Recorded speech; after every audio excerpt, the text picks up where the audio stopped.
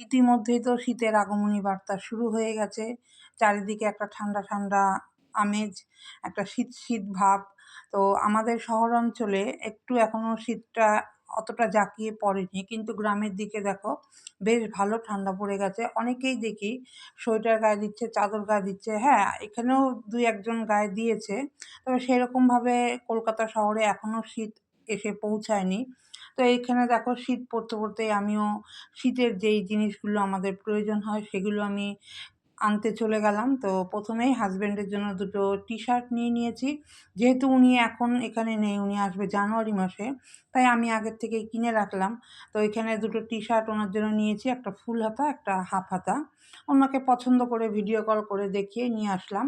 আর এখানে আমি যে ইউজ করব এই শীতের যে প্রসাধনী সেগুলো কয়েকটা নিয়ে আসলাম। তো ভাবলাম কি চলো এগুলো তো এখন আমাদের ড্রেসিং টেবিল আলো করে এই ২-৩ মাস এরাই থাকবে। তো এদেরকে আগেই নিয়ে চলে আসা ভালো। তাই গতকাল বেরিয়ে গেলাম বিকেলবেলা। তো ভাবলাম যে চলো শীত পড়তে, পড়তে এদেরকে আমরা আদর করে নিয়ে আসি। কারণ এই ২-৩ মাস এরাই এখন আমাদের সঙ্গী। আর ড্রেসিং টেবিলের শোভা বাড়াবে এরাই। আর এই দেখো এই যে লিপ বামটা, এটা একটা ছোট্ট মিনি লিপ বাম, যেটা আমাদের পার্সে না থাকলেই হয় না। হাওয়া দেবে, ঠোঁটটা ফেটে যাবে। তাই আমাদের এই সব জিনিসগুলো শীতের জন্য খুবই প্রয়োজন।